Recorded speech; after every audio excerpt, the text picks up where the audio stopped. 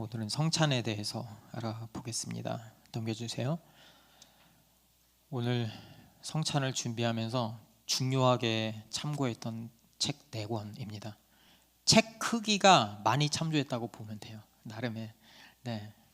그래서 오늘 이 시간은 성찬에 대해서 뭔지 잘 알아가는 시간이 되었으면 좋겠습니다. 먹다, 듣다, 걷다, 이어령 씨의 책에서 이런 이야기가 나와요. 지금 당장 가장 큰 문제는 먹는 문제입니다. 우리말에는 특이하게 먹는 게 많이 있죠. 처음 만난 사람하고도 차 한잔 하실래요? 이렇게 이야기하고, 어른들을 뵐 때도 식사하셨어요? 진지 잡수셨어요? 이렇게 묻죠. 회사에서나 어디서든 인사치레라도 나중에 식사 한번 해요, 나중에 밥 한번 먹어요, 이렇게 습관적으로 말합니다. 그리고 생일 때에는 미역국을 먹죠. 절대 먹으면 안 되는 게 있어요. 뭐가 있을까요? 네? 그렇죠. 절대 먹으면 안 되는 게 있는데, 먹는 것 중에 하나가 나이입니다. 나이를 자꾸 먹으면 죽잖아요. 그렇죠?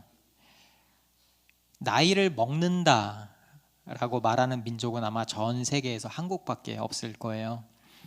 그만큼 우리나라는 먹는 거를 중요하게 생각합니다. 그런데 성경을 읽어보면 선악과를 따먹는 이야기부터 지금 우리가 이야기할 최후 만찬의 이야기까지 전부 먹는 이야기예요.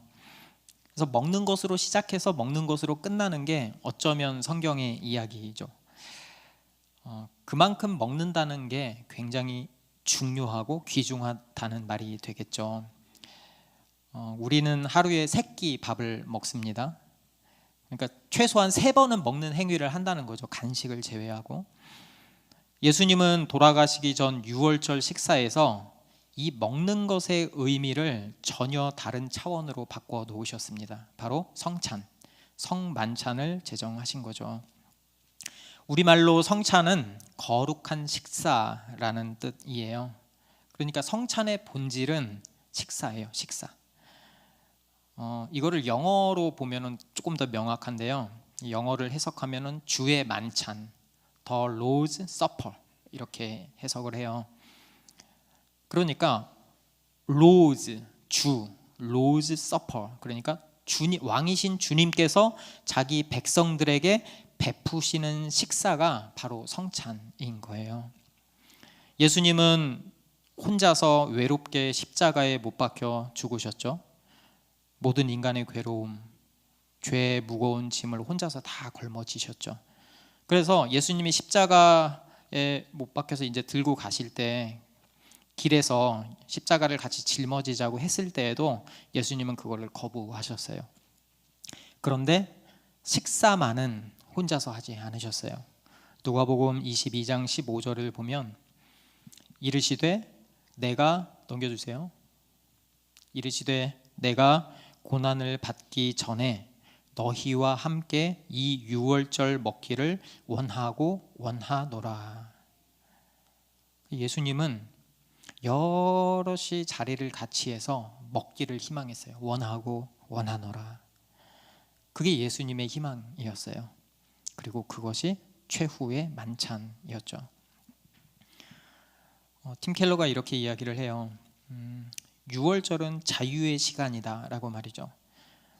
예수님이 오시기 1000년 이상 전에, 그 당시보다 1000년 이상 전에 이스라엘 백성들은 이집트에서 파라오의 노예 생활을 했죠. 굉장히 비참했죠.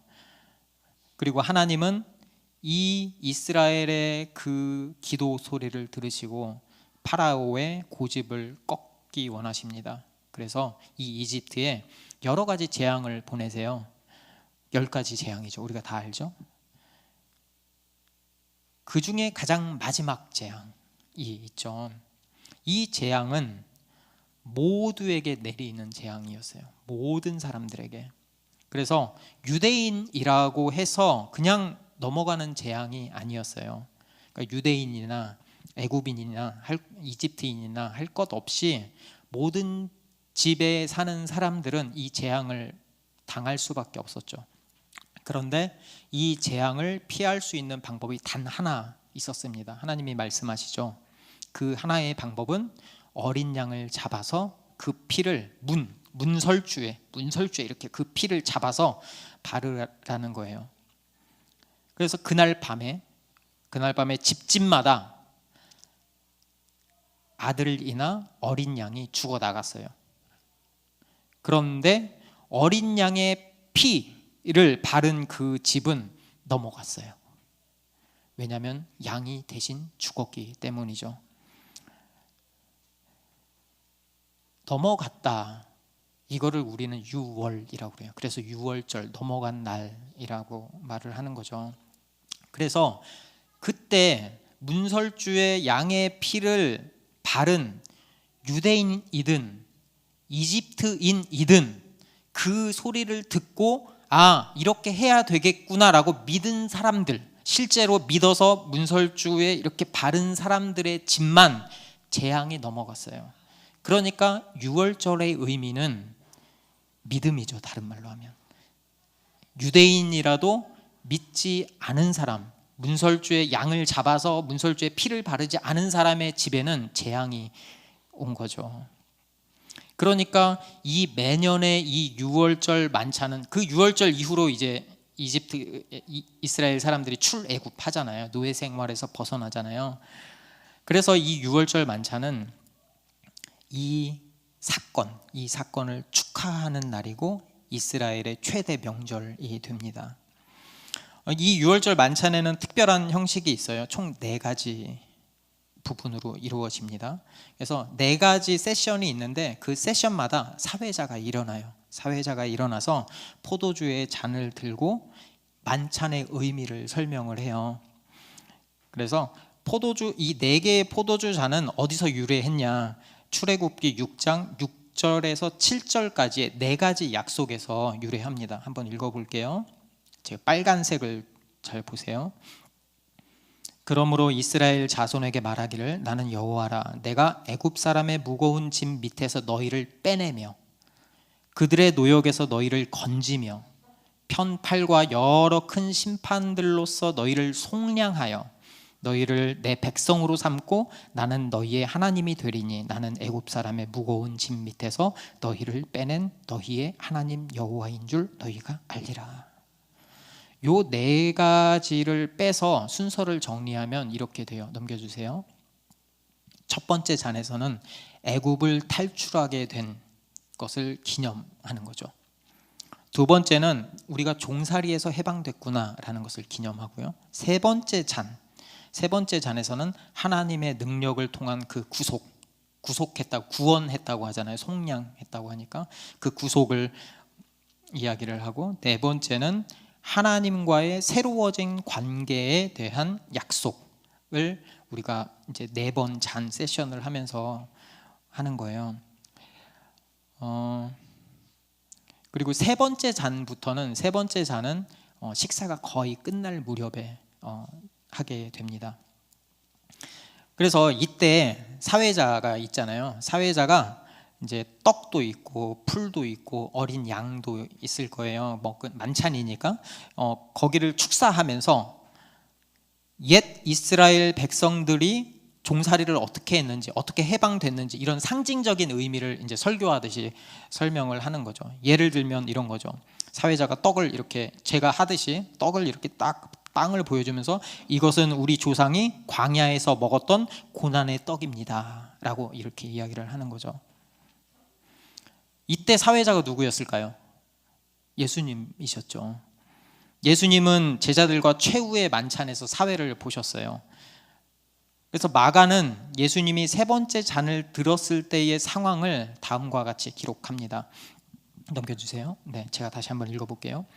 그들이 먹을 때에 예수께서, 사회자죠, 떡을 가지사 축복하시고 떼어 제자들에게 주시며 이르시되 받으라, 이것은 내 몸이라 하시고 또 잔을 가지사 감사기도 하시고 그들에게 주시니 다 이를 마시매 이르시되 이것은 많은 사람을 위하여 흘리는 나의 피 곧 언약의 피니라. 진실로 너희에게 이르노니 내가 포도나무에서 난 것을 하나님 나라에서 새 것으로 마시는 날까지 다시 마시지 아니하리라 하시니라.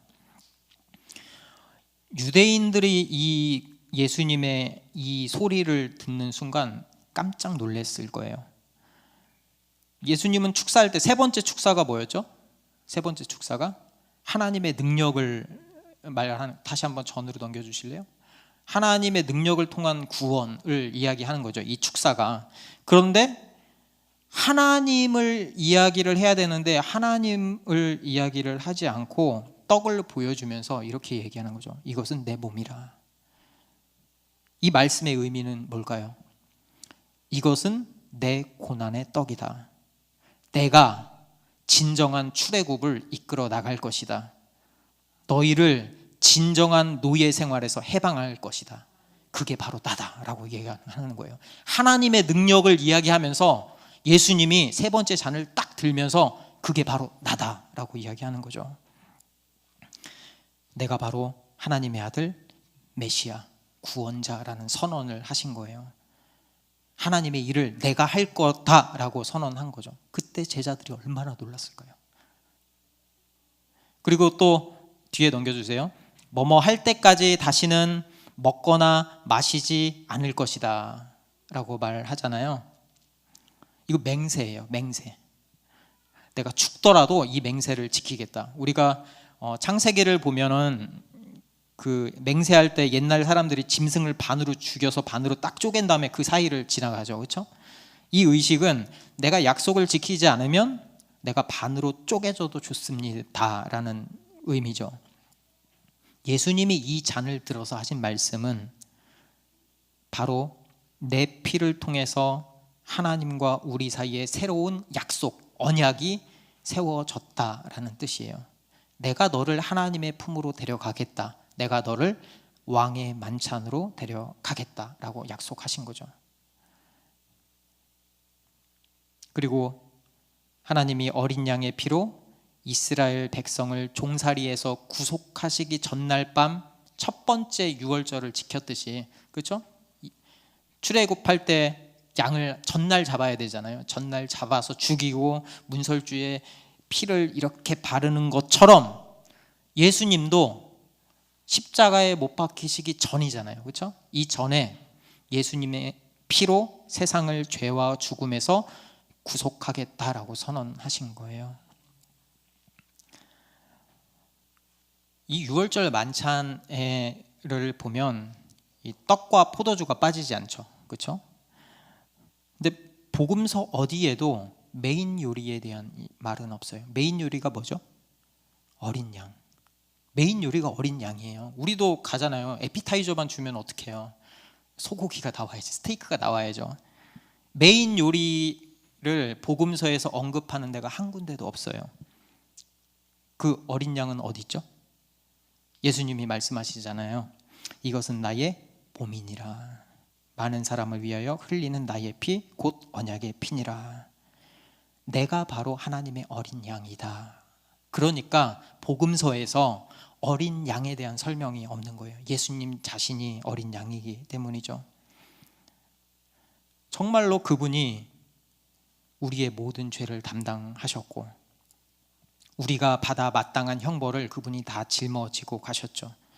그로 인해서 우리가 당연히 받아야 할 죄와 사망의 권세가 예수님에게로 갔죠. 우리에게서 넘어갔죠. 우리에게서 유월이 됐죠. 그래서 우리는 영원한 죄와 사망의 권세에서 벗어나게 된 거죠. 할렐루야.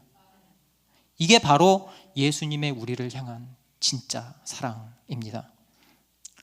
유월절 만찬 우리가 생각해 보면 실제 식사였어요. 실제 먹는 거. 너무 추상적으로 생각할 필요가 없어요. 그래서 우리가 성찬을 하면서 어린 양을 잡아서 피를 문설주에 바른다라고만 생각하면 그거는 충분하지 않아요. 실제로 유대인들은 이 바른 다음에 어린 양의 고기를 잡아서 먹었어요. 옆에 있는 이웃들과 같이 나눠서 먹었어요. 마찬가지로 주의 만찬, 성찬은 그리스도의 죽음을 먹어서 자신의 것으로 삼는 의식이에요. 마가복음 14장 22절을 보면 그들이 먹을 때에 예수께서 떡을 가지사 축복하시고 떼어 제자들에게 주시며 이르시되 받으라 받으라 이것은 내 몸이니라 하시고 받으라. 예수님은 받아 먹으라고 말씀하셨어요. 우리는 실제로 받아 먹어야 합니다. 먹는다는 게 어떤 의미일까요? 먹는 거는 어떤 대상을 없어지게 만드는 거죠. 그렇죠? 내가 씹어서 삼켜서 없어지게 만드는 거잖아요. 그러니까 사과를 먹기 전에는 보기도 하고 뻘긋뻘긋하네, 향긋한 냄새도 맡고 먹으면서 아삭아삭 소리를 들을 수도 있는데 먹고 나면 없어져 버리잖아요. 프랑스의 인류학자 클라우드 레비 스트로스가 이런 말을 해요. 이 사랑에 관한 이 성적인 용어는 바로 전부 먹는 것과 관련되어 있다. 너무 부정적으로 생각할 필요가 없어요. 이렇게 이야기를 해요. 사랑하는 사람을 영어권에서는 허니라고 부르죠. 꿀이죠, 꿀. 그러니까 미각이 동원되는 거고, 그만큼 먹는 것은 하나가 된다, 일체가 된다라는 뜻이죠. 상대방을 볼 수도 들을 수도 만져볼 수도 있을 때는 여전히 밖에 있을 때예요. 밖에 있을 때. 그런데 상대방을 먹어버리면 자기 속으로 들어와서 하나가 됩니다. 그런 면에서 사랑에서 가장 가까운 감각이 어쩌면 미각인 것 같아요. 먹어야 되니까. 예수님도 최후의 만찬에서 먹고 마시게 해주셨어요. 그게 바로 성찬식이죠. 너희를 위하여 위하는 내 몸이니 이것을 행하여 나를 기념하라 라고 말씀하셨고, 내 피로 세운 새 언약이니 이것을 행하여 마실 때마다 나를 기념하라 라고 고린도전서에서 말씀하세요. 밖에 계셨던 예수님을 그분의 말씀대로 먹고 마심으로써 온전히 하나가 되어서 기념하는 의식이 바로 성찬식이죠. 그래서 내가 이것을 받아 먹음으로써, 떡을 받아 먹고 잔을 받아 먹음으로써 그리스도의 무조건적인 이 사랑이야말로 내게 진짜 필요한 음식이다라고 하는 것과 같아요. 그래서 우리가 이 식사라는 개념을 잘 생각을 해보면 예수님 당시에, 그 당시에 누군가하고 식사를 한다는 것은 관계를 맺는다는 뜻이에요. 우리도 아무나 하고 식사하진 않죠, 그렇죠? 그래서 예수님이 주시는 그 유익을 누리려면 그분과 개인적인 관계를 맺어야 돼요. 그러니까 누구나 성찬식에 참여할 수는 없어요. 이게 설교하고 성찬의 가장 중요한 차이입니다. 설교는 예배에 참석한 모든 사람을 대상으로 하죠. 지금 제가 설교하는 것처럼. 그런데 성찬은 자신의 신앙을 공동체에서 고백하고 그 고백을 근거로 세례를 받고 그 교회의 회원, 멤버가 된 사람에게 한정됩니다. 그래서 초대교회부터 세례 교육을 왜 줬냐? 세례 교육을 했거든요. 세례 교육을 왜 줬냐? 기본적으로 성찬에 참여하기 위해서예요. 유대인들은 유월절마다 가족하고 만찬을 즐겼습니다. 그러니까 유월절은 가족의 식사죠. 그렇죠? 그런데 예수님은 가족도 아닌 제자들하고 유월절 식사를 하셨죠. 왜 그럴까요? 가족이 아닌데 가족도 아닌 제자들하고 유월절 식사를 하신 이유가 뭘까요? 그것은 예수님이 이들과 새로운 가족을 이루는 중이셨기 때문이에요. 우리는 형제, 자매하고 강한 결속을 이루고 많은 경험을 나누죠. 우리의 새로운 공동체도 이와 같다는 거예요. 그래서 한 저자가 이렇게 썼어요. 크리스천들을 하나로 묶어주는 것은 교육이나 인종, 소득 수준, 정치 성향, 국적, 직업 같은 게 아니다. 크리스천들은 예수 그리스도로 인해 구원받았다는 사실 때문에 하나가 된다. 주의 만찬을 먹으면 모든 참여자가 형제 자매가 되고 가족이 되는 겁니다. 그래서 주의 만찬은 마치 함께 자란 사이처럼 엄청나게 강력한 결속을 만들어내는 거죠. 그래서 성도는 삼위 하나님의 이름으로 세례를 받고 그리스도의 몸을 이루는 거죠. 이렇게 하나가 된 성도들은 성찬을 통해서 그리스도의 살과 피를 먹음으로써 하나됨을 실제로 먹으면서 누리는 거죠. 이 하나됨이 이 세상에서 존재하는 가장 친밀한 교제라고 할 수 있습니다.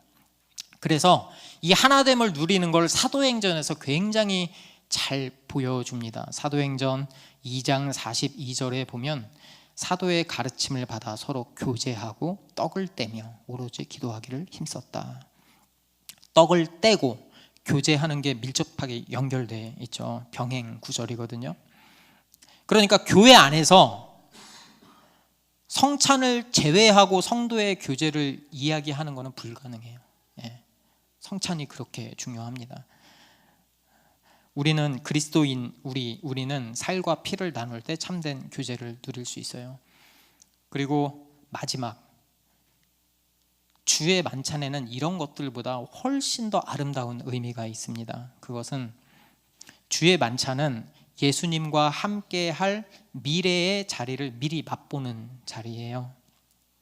그래서 예수님은 유월절 만찬에서 사회를 보면서 딱 두 마디를 통해서 최종적인 미래를 말씀하십니다. 24절, 25절을 보면 이것은 많은 사람을 위하여 흘리는 나의 피, 곧 언약의 피니라.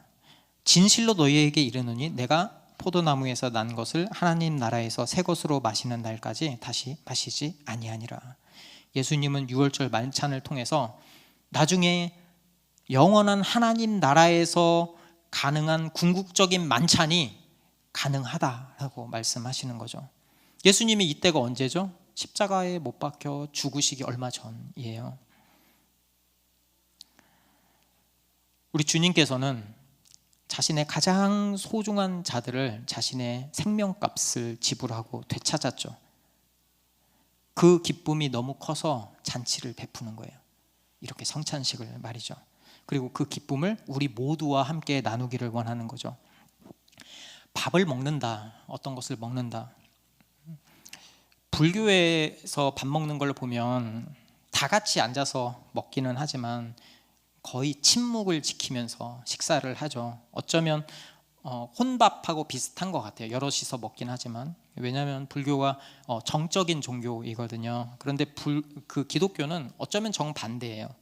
이 공동체의 어울림을 굉장히 중요하게 생각을 합니다. 그래서 이 기독교 문화가 어쩌면 우리나라의 정서하고 잘 맞는 것 같아요. 이어령 씨가 본 이 춘향전을 예시로 드는데요. 춘향전을 보면 원님이 밥을 먹는데 거지도 와서 어울립니다. 먹고 마실 때는 위아래가 없습니다. 그래서 잔치 때는 양반을 욕하는 일도 허락되었습니다 라고 말해요. 잔치가 이런 거예요. 이 성찬은 바로 주님이 자신의 기쁨을 나누는 잔치예요. 그러니까 성찬식 때 우리는 서로 기쁨을 나누는 거죠. 예수님이 죄의 노예가 됐던 우리를 해방시켜 주셨구나. 죽을 수밖에 없는 우리를 구원해 주셨구나. 사망의 음침한 골짜기에 떨어져서 절망밖에 보지 못하던 우리를 건져서 하나님 나라로 이끌어 주셨구나. 이게 성찬식의 기쁨이죠.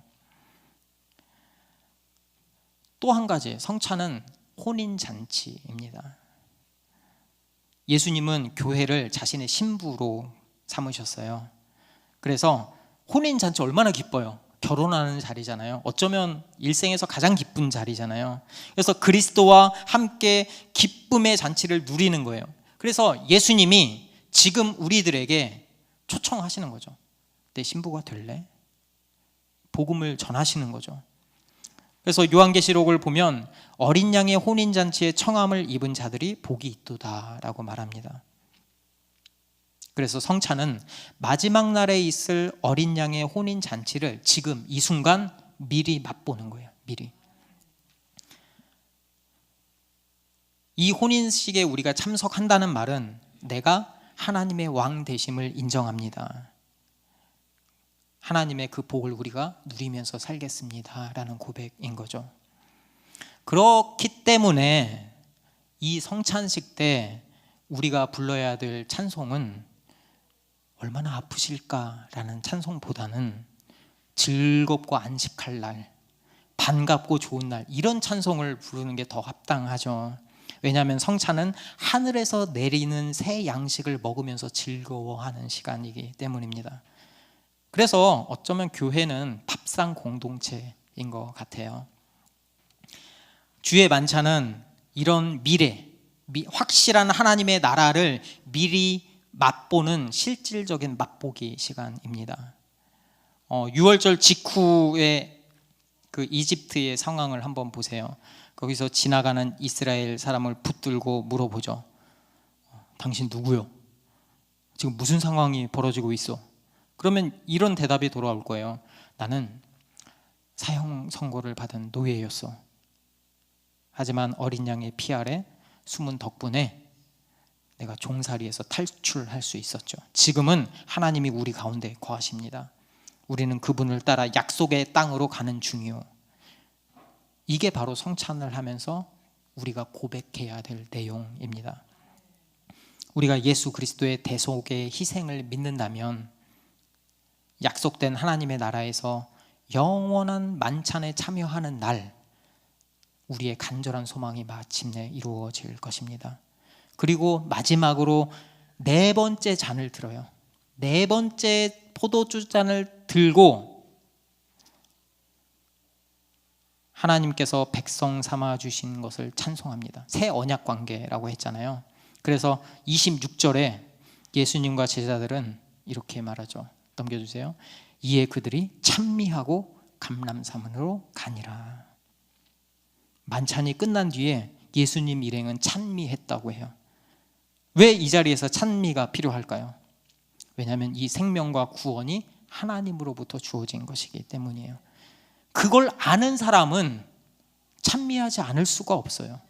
더 정확히 말하면 그것을 알 때에만 하나님을 찬미할 수 있어요. 그래서 이 시간 우리가 성찬식을 하면서 생명과 구원을 허락하신 그 하나님의 은혜를 찬미하는 기쁨의 시간이 되기를 소망합니다.